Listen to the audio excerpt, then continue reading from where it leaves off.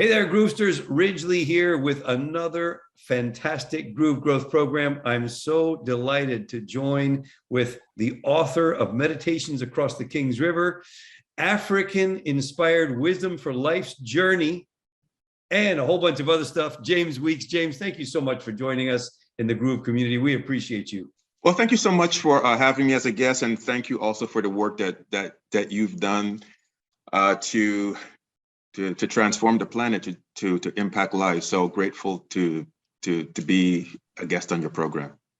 Well, you're doing a lot of things. You're a spiritual leader, you're an author, you're a finance mentor, you're a speaker speaking at Harvard University and other amazing places, online, on radio, etc. So tell me, give us a little bit of the background. What's the story of James Weeks? Well, one of the stories of I'm a child of the Caribbean, so grew up on St. Croix, Virgin Islands. That's my home. My first love wasn't any of the things you mentioned. My first love was airplanes. I as a kid, as a baby, I looked to the sky and I wanted to fly airplanes. So eventually I did get my private pilot's license. Nice. That came much later in life. But to answer your question, the background of why I'm here speaking to you in a sense comes out of crisis. And I always like to share that I had a crisis in my family, which led to my transformation. And it shifted the trajectory of my life. And in my case, the crisis was my son was going through a rough patch. He wanted to be a gang. I live in East Oakland. And even though my son had a middle-class upbringing when he was around 17, he wanted a thug life. He wanted it. That was causing such chaos in my family. My wife and I was arguing every moment of what should we do with him. And during the time when my son was going through this crisis, and getting arrested, I might add, someone told me that there was this shaman from West Africa in town, and maybe I should go speak to him.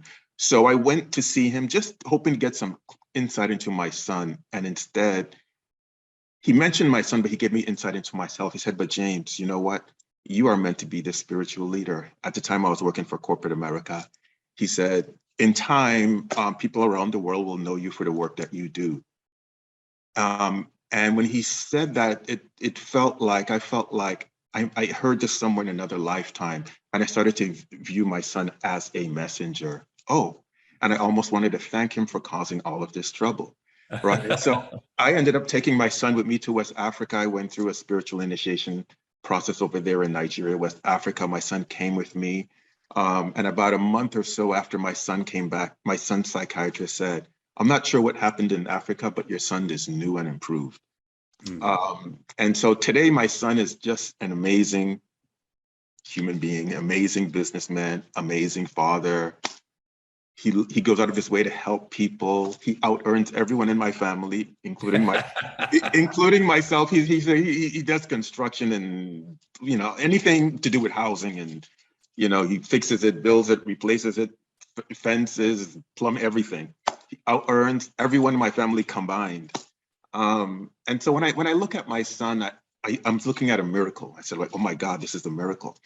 And then I've gone on to impact other people with my teachings, my work, film project, my book. And I like to always start with this story because, as you know, as we go through life, we're always faced with some type of crisis, some type of challenge, something isn't going our way.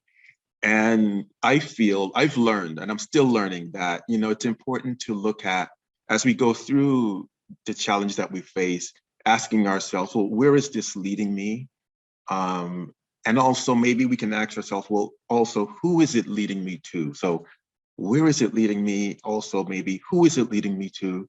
And maybe, well, what might be the message behind this? Mm-hmm.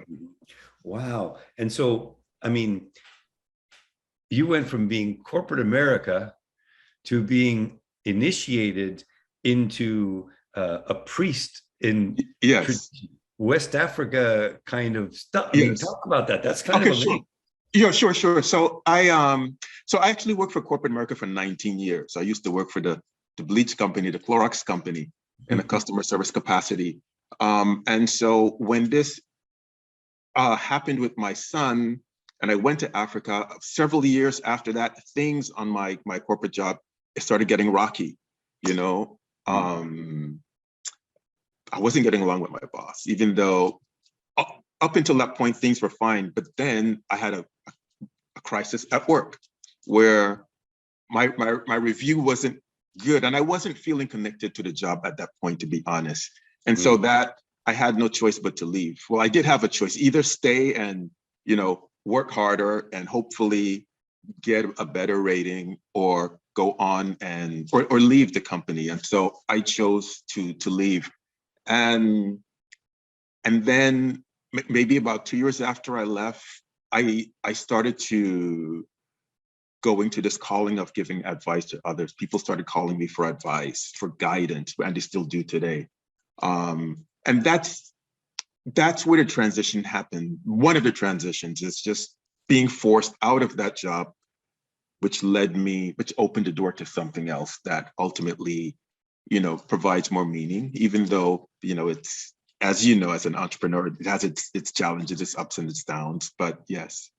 And you find that that you encounter a lot of people in that same space that are kind of stuck in that thing until they somehow find a way to open some other door and move in that direction? Yes.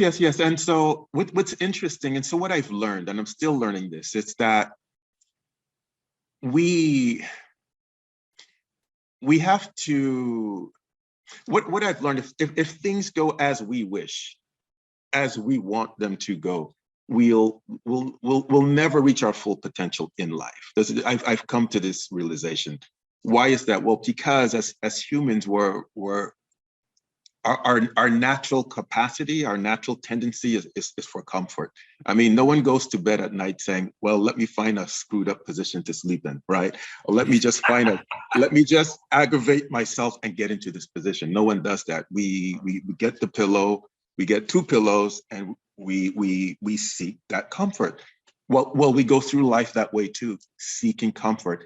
And even if we say, well, I think I want to grow, I think I want to transform myself, I think I want to get to my next level, what tends to happen for most of us is we may say that and we may believe that, but the reality is we won't push ourselves that far.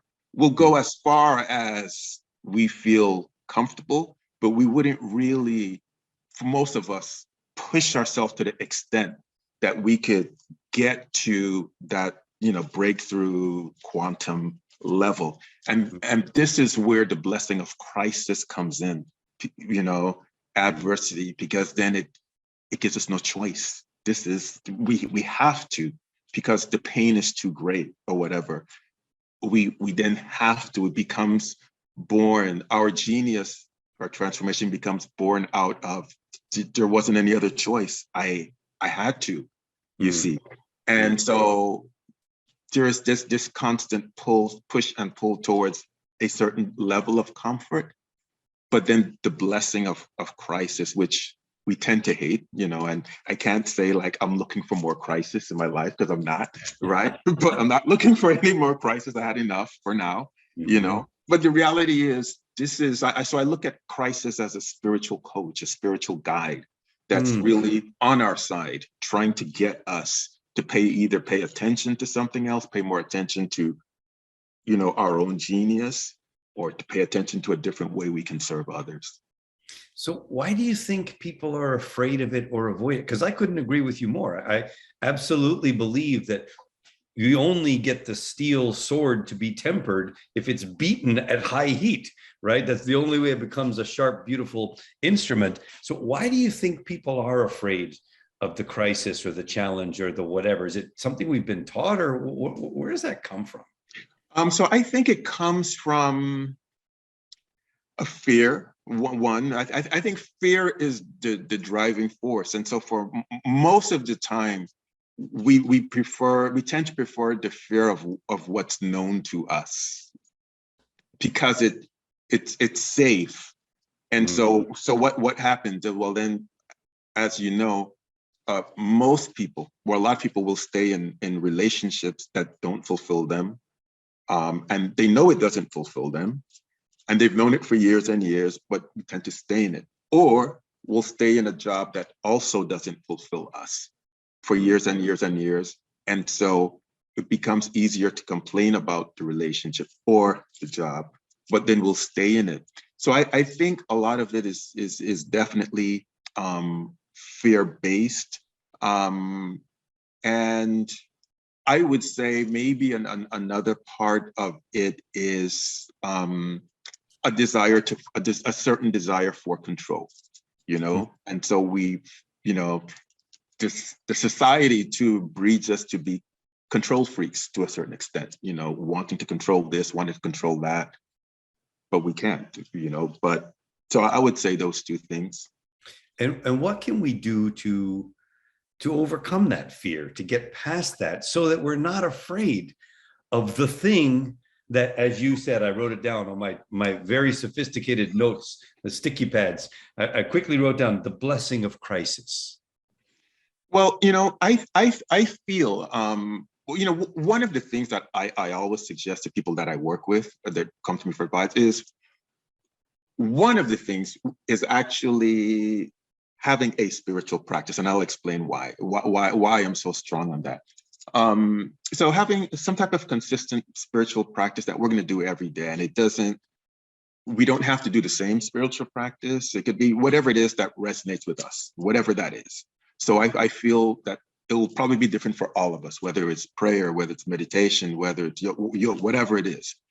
So the spiritual practice is important because for a lot of different reasons. One is it helps to keep us more grounded, but it makes us more receptive to our own. It makes us more receptive to our own spiritual powers, our own superpowers. But it makes us more receptive to messages or divine guidance that may be coming from, whether you want to call it God, whether you want to call it some higher power or ancestors or spirit guides. It empowers us in that way. And so I believe that without that type of grounding, it becomes more difficult for us to get to this higher level. And I also believe what I know also is that the society that we live in it's sort of set up in many ways to steal this power away. I feel the more we can tap into this greatness that we all have, the more of a potential threat we also become to the status quo, who doesn't really like people thinking too deeply about too much, you know. And so I would start there always with, okay, how can we get more in touch with ourselves? How can we unplug when we can? To the extent that we can, we need to unplug more, you know, and stop allowing ourselves to get sucked into, whether it's the chaos and the drama and the crisis of the external world, or whether it's Hulu and Netflix and the constant bombardment, whether it's Facebook. Connecting with ourselves more. That's what I would say. That's one of the tools that we would use. And also, I am a strong believer also in mentorship of someone outside of ourselves who may be at a certain level, whether it's in spirituality, whether it's in finance, whether it's in business. I'm a big believer in that mentor, that outside coach who can hold us to a higher standard, so to speak, or who can remind us, but you know what? We may be here in life, but more is possible. I would say those two things are places where we can start. You know, I think that, so I'm a monster believer in the spiritual practice. What I've grown to appreciate for myself, being someone who practices every day, morning and evening, is if I don't do that, my life state or my life condition suffers and it goes down. And then everything that I'm seeing is through a low life condition or a low life state, and it looks low. But when I keep my practice, my spiritual practice strong, then my life condition is high, and everything I see is through a high life state. So I see opportunities. I see the glass half full as opposed to half empty. I see even that the glass is actually half full of water and half full of air. So it's actually 100% full, no matter what, right? You just see things through a different view, a different lens when your life condition is high because of a consistent spiritual practice. What do you think? Absolutely. And so I love that. I love what you said about it being full of air. I've never thought about it that way, but I love that. But yes, to your point. And so, what I tell people and what I've come to believe is without that practice is we're doomed. It's like I guarantee someone will fall apart without a practice. It's just we're on a course where we're going to break down. We will, and it's not to say that a spiritual practice to me is like a buffer. It's a it's a shield. It's kind of like sort of like being vaccinated, so to speak. It's the equivalent. You know, we're vaccinated. Or we're better vaccinated. I would say that. And so without this practice, what we're doing, we're destroying ourselves. I feel because every day we come into contact with dysfunctional society. Every day we're coming into contact with an outside world where anger is the norm, where hatred might be the norm, where depression is the norm, where anxiety is the norm, where overwhelming is the norm, where poverty thinking is the norm. We're exposing ourselves to that. So without this spiritual grounded practice, well, then we fall prey. We're more, we're going to be victimized by that. And so when I work with clients, what I tell them is that, I believe that a spiritual practice is something that we should be militant about. And what I mean by that is that if something in our day doesn't get done, it could be anything that doesn't get done, but not the spiritual practice. So if you said, well, you're going to wash the dishes and you didn't, so be it. If you said you're going to fold clothes and you didn't fold clothes, so be it. If you said you're going to, whatever, sweep the floor and that didn't happen, so be it. But it just can't be the spiritual practice, with that level of dedication, then it becomes more likely that we will do it, even on days in which we might slip. But it has to be a high priority, I feel, in our lives. Yeah, I so agree with you, man. It's kind of like I've always thought of it as if I don't do my spiritual practice, I'm taking some dice and I'm rolling the dice with my day. I don't know what's going to happen. I don't know if it's going to be a problem. I don't know if it's going to be a bad day. I don't know what, but I'm rolling the dice. And I don't want to roll the dice with my life. I would much rather take that time and that effort to practice, do the peer spiritual practice, raise the life state, and then go out and attack the day without having to worry about, oh man, I got to get through the day today. That's just, like you said, man, the barrage of, on the one hand, it's society and the crises and the overwhelm and the stuff. On the other, it's Netflix and Hulu and distractions, right? The professional distractors, all those people that we pay money to distract us from our current reality, right? Super crazy, but that's what's out there. We got to find something, like you said, that's a buffer. Otherwise, I'm being attacked from all over the place. Right. We're being robbed of our power, and we're being robbed of hope too. And so, like, going back to what you said about the glass being half full, one of the things that fascinates me always is that when we look at any war-torn country, it doesn't matter what country it is, any deprived state or whatever, one of the things that fascinates me is that about life is that even under those conditions where drones might be falling out of the sky, you'll find that people still create music, people still dance, people still fall in love. I mean, someone might be at a water well looking for water. They might catch someone's eye. There's some type of chemistry. Next thing you know, they're in love. Even as drones or bombs are raining out of the sky, babies are born still in these places. People still make love. So it teaches me that this life continues on, and there's always still light, and there's still always love. There's all these other things that are happening, and every day somewhere someone is being healed on some level. Someone somewhere is healed. Someone is transformed. Someone is, if you want to use the term, saved. Someone discovers their purpose. Someone finds a path to wealth. Someone is blessed. Someone is generous. Someone receives a blessing that maybe they didn't think they would get. So all of these things are happening. All of these miracles and blessings are happening in this world that, we're conditioned to see as only despair, only as something is wrong. And so it challenges us to look for the water, as you said, the glass of water that is half full and the air that is there as well. And what do you think people can do to stay in that place? I mean, besides the spiritual practice, what are the, I mean, you in your book is sort of like the meditations across the King's River. What does that meditation do for the common person? How does that work? Because I'm always looking for the next thing, man. You know. Okay, so okay, good. So I would say one thing I would say is of several things. One would be consistency. Just being consistent with whatever that practice is. That's one. So one of the things, several things that we can take from ancient cultures, like the cultures of Africa, for example, which I've been heavily exposed to. One is the notion that we're not alone, because one of the things that in America, especially in American society, there's this epidemic of loneliness where people feel alone.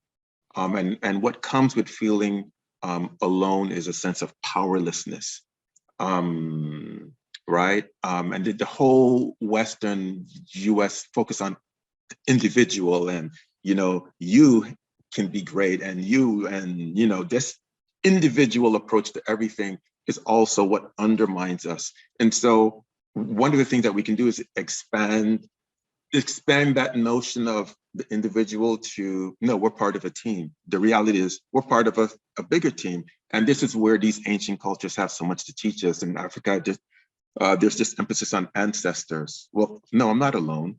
I have this team of ancestors. I can call on them spiritually to help me, and they can hear my prayers. And so that's one of the things, is understanding that, no, we're not alone. We're part of this larger cosmos. We don't have to figure it all on our own.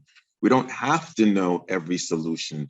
Why? Because we're part of this global, bigger, cosmic, spiritual village, if you will. There's that approach. So that would be expanding our awareness beyond ourselves and keeping that beyond ourselves. And then another thing that I would say that's just also vitally important that we can also learn from these ancient cultures is the reverence and the connection that they have for nature, which goes way beyond how here in the West people tend to see it. In these ancient traditions, is they looked at nature as we're just part of the fabric of it. We're part of this kingdom where in olden days, if we were having a celebration, we're inviting the trees to come. We expect animals to be there. So the reason why this is vitally important is simply nature is part of the medicine that all of us need, right? All of us in our own way. So whether it's gardening, whether it's going down, whether it's nurturing plants. Lately, my son and I, we've gotten involved with keeping bees. So now we're beekeepers, right? So having a connection with nature, we're not meant to be wired and connected to the internet all day long or whatever, So that would be another thing that we can do is, one, expanding our view to include ancestors or spirit guides, whatever. Two, having a connection with nature. Three, getting clear about what we feel passionate about. And this just takes some quiet time to tune into, okay, what is it, so one thing when I work with clients, I often ask them, if someone were to give you a check for $200,000 and you didn't have to work, how would you spend your time? What would you be inclined to do? Now, if someone doesn't know what they would be inclined to do, well, that's a problem. Right. That is a huge problem, because that indicates to me a lack of direction, a lack of connection, and a lack of direction, a lack of connection to their own spirit. So it's very, very important for us to tune into, what we tend to gravitate to on our own without any type of outside influence, because that's the direction. That's like it's like having a rudder. To me, that's like the rudder on a boat that guides us in life. Like, okay, I'm going here in this direction. I heard somebody say this, and I was wondering what your take is on this. And that is that as crazy and as challenging as the pandemic has been, it has also proven to us that Mhm. everybody in the world is connected, that there's Yes. a connectedness that, yes, it came about as a crisis, right? A blessing of crisis, but at least some of us who are more aware are also paying attention to that aspect, which is, look, it can't be any more proof than this. From one little place, the whole world, right? I mean, what do you think? Yes. Well, absolutely, yes. And then also to your point, um, although also there was great suffering, a lot of suffering during that era, that time, there were also reports of people finding themselves too, or realizing that they had some changes to make in their own life, whereas they were too busy all of the time to notice this, right? And so that was the blessing of it. For other people, it was that opportunity to shift the course of their business, to shift the course to grow and to expand in other ways. So I totally agree with that. Yeah, and for myself personally, I started traveling when I was 6 years old. My parents divorced, and I started traveling, went overseas with my mom. And when I stopped traveling? When the pandemic hit. Mm. I've traveled my entire life, nonstop, all my life until the pandemic. And now I realize, wow, I kind of like it at home. It's nice over here. I got a nice Mhm. house. Sleeping in my own bed with my own wife is beautiful. I really enjoy that part. But it was crazy because you're right. So many, and I love that you express that, whether it's the babies are being born while the drones are dropping bombs, or the pandemic, and in the middle, some of the people are finding ourselves, because you're right. And to me, it was that. It had been a huge shift in my life, very positive shift because of the pandemic. But I also think that it's because of the way that we approach the pandemic too, right? It's like, it wasn't like, oh, there's a pandemic. Oh my God, life is, for me, it was, oh, there's a pandemic. That's really interesting. My life just changed. I wonder what we're going to do about this. What does it mean to my day to day? You know what I mean? It was not like it was not like some, it was much more of a, I better chant more and think more and do more and figure this out, because yeah, the stuff just got a little interesting. Mm-hmm. And so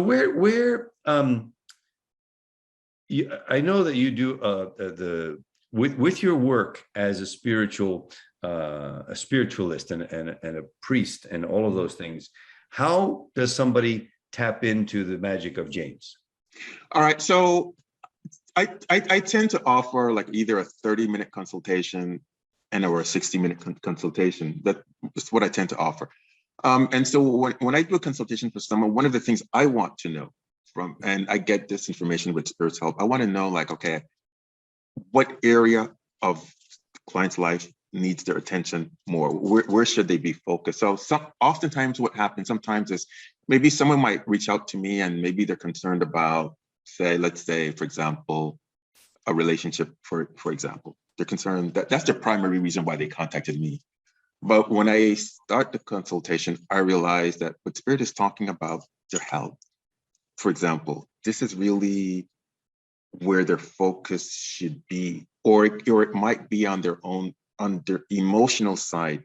So they're concerned about the relationship, but Spirit's saying, but you know what you really have to work on is, you want to work on your self-care, your emotional well-being. This should be the highest priority, not the relationship. And the more they type into this inner self, the emotional part, they may realize, well, they don't need this relationship anyway. The relationship may be impacting their health negatively.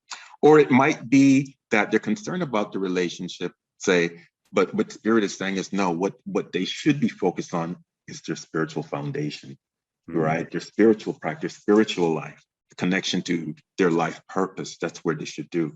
But also, interestingly, sometimes what may come up first for a client might be their career, and this would indicate oftentimes, well, they should consider shifting the career from what they're doing into something that they might find more fulfilling. So when I do this work, I allow Spirit to direct me as to, okay, where should this person go, so to speak? What should be priority number one, and then maybe priority number two?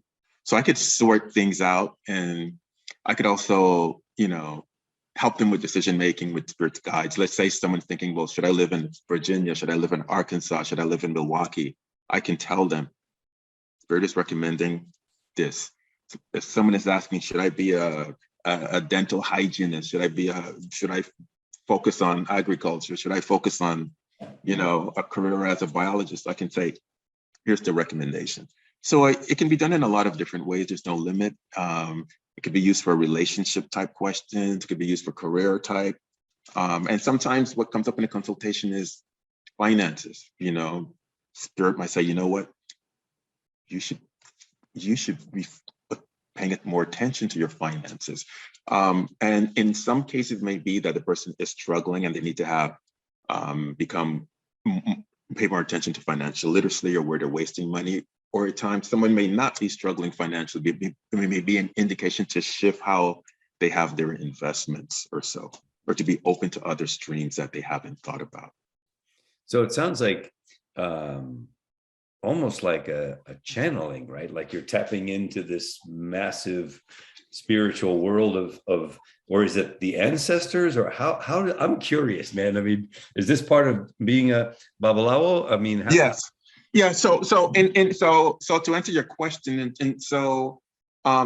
in my work as a Babaláwo, which means in Yoruba culture, which is where this particular tradition comes from, it means the father of mystery. So what we're doing is we are in communication with a deity known in our culture as Orunmila, and it's believed that this deity, this deity of wisdom, witnessed the creation of the universe, and therefore, has access to more information than we tend to have, and can guide and direct us. What's also interesting, and this is just a tidbit, just for fun. I mentioned this in my book, and so one of the fascinating things about Africa is because we most people tend to think of it as it's so far away, it's so distant, it doesn't have anything to do with this culture, blah blah. It's a foreign thing, right? But one of the things I point out in the book is that culture, that spiritual culture from Africa also influenced Western technology. How so? It's because the roots of the binary code that's used for computer language can be traced all the way back to Africa, all the way back to these very traditions. It's just that we're using it to speak with spirits. In the West, they're using it for computers to speak to each other. But there's so many commonalities. And so in the book, I make reference to the work of Dr. Ronnie Glass, who's an ethno-mathematician, who talks about this, how the roots can be traced all the way back to Europe, to Western mathematicians and mystics in Spain. So it traces the roots of the binary code and how it eventually influenced the development of this computer technology. So we're again back to that interconnectedness. It is, yeah. To your point, and so to your point, yes, we're all more interconnected than we were aware of. We're just not made aware of that. And I know that's by design, to keep people fragmented, to keep people feeling powerless and isolated. But to your point, yes, we're all more intricately connected than we are aware of. I had an experience 2 weekends ago. It was the celebration of Juneteenth. As you know, we had that celebration. And I went to an event, Juneteenth event, with my wife and a couple of friends. And it was 103 degrees. It was so hot outside. It was like ridiculous. We were all like, oh my God, it's so hot. But in my dialogues with people with a different skin tone, the thing that came out more than anything is how much we needed to talk to each other and to keep talking and connecting. I had beautiful dialogues for about 3 hours with a frozen ice bottle on a frozen water bottle on my neck, right? I had it right here on my neck just to stay cool. But just walking around and talking with beautiful people about stuff, and different topics would come up. And then almost invariably we'd get to a place of saying, wow, really nice talking with you. And having that space of create that space for inclusiveness and community, as opposed to fractional and exclusiveness that we fight with every day out there.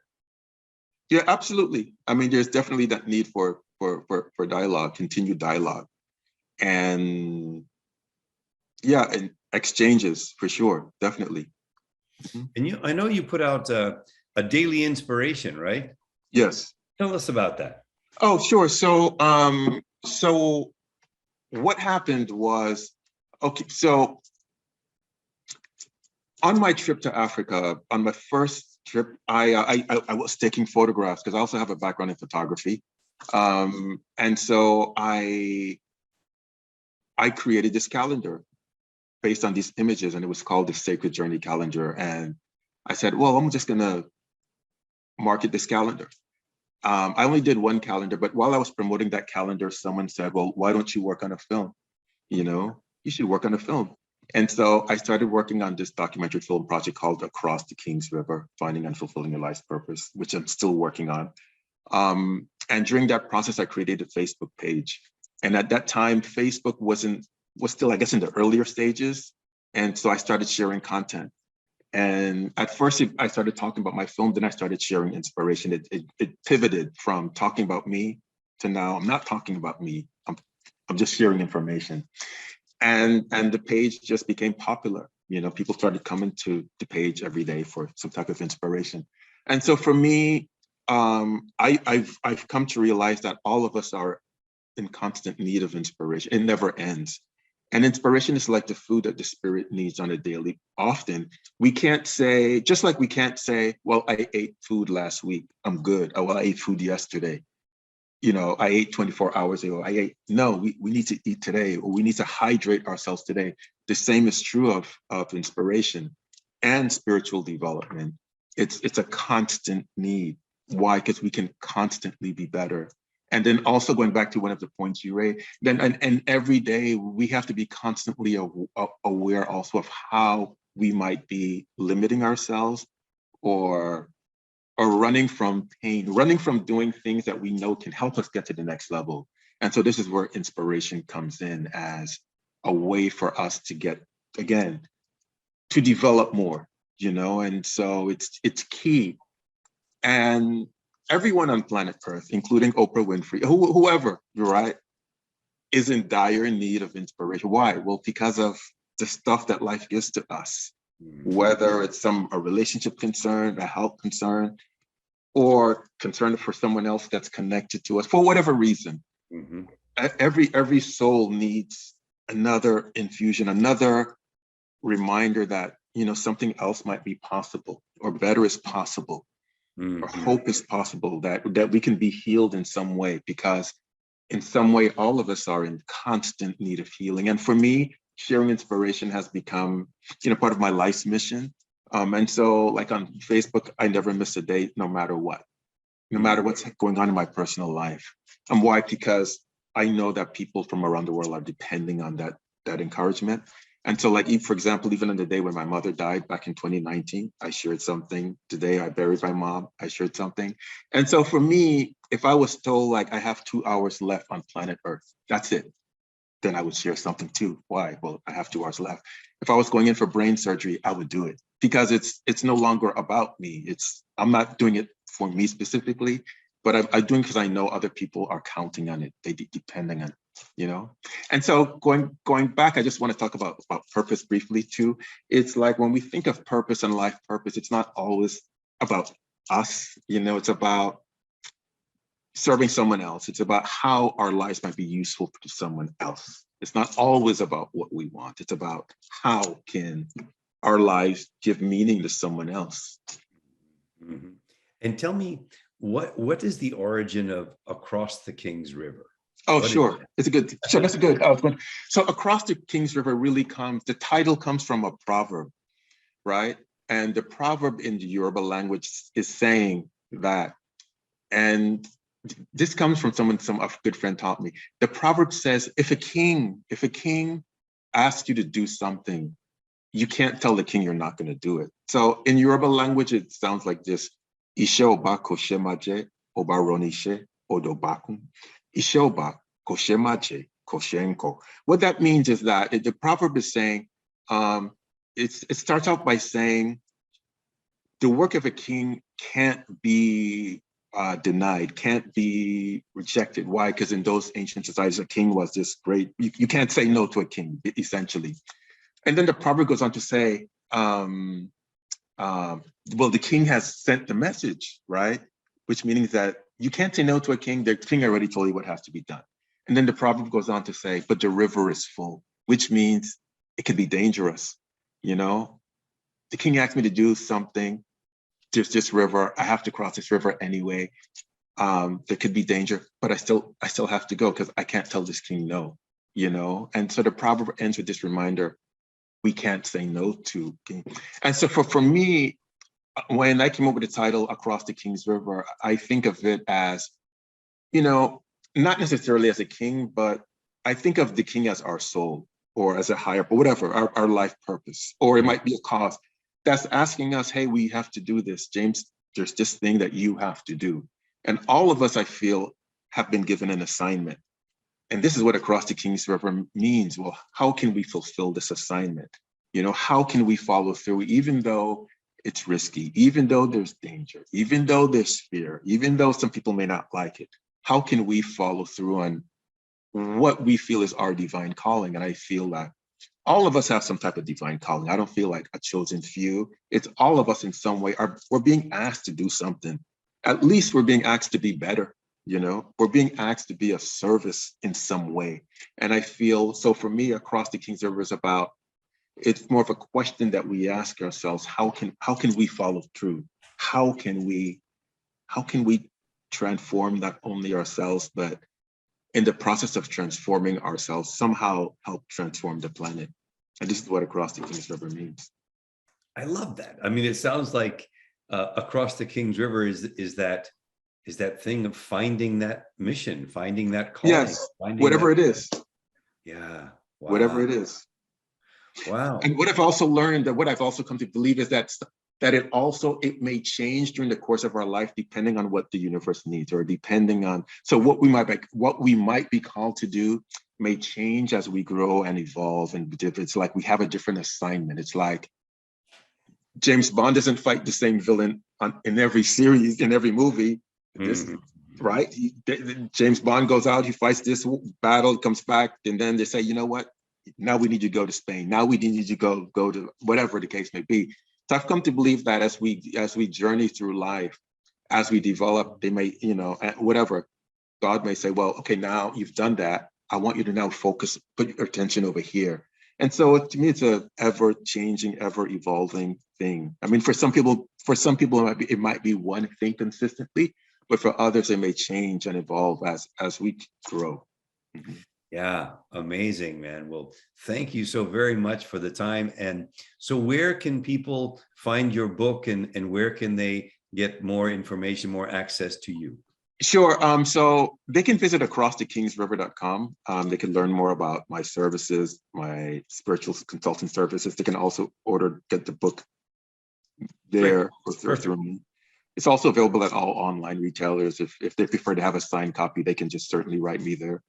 And I also mentor people in learning how to trade and invest in the largest financial markets of the world. It's also a passion of mine. Thank you. Well, James, I want to say on behalf of the Groove community, man, what a delightful time I've had. It's been spiritually uplifting, coming from a tough webinar for 2.5 hours to come spend some time with a brother and really get that spiritual uplifting. I just want to say for myself personally, thank you very much. Well, thank you so much. On behalf of the Groove community, man, thank you as well. For my pleasure. All of the Groovesters around the world, we are so blessed to have an opportunity to spend a little bit of time with James, and go on over to acrossthekingsriver.com and find out more about James Weeks and how you can tap into that too. Thank you so much. Man. Thank you very much. Have a good day.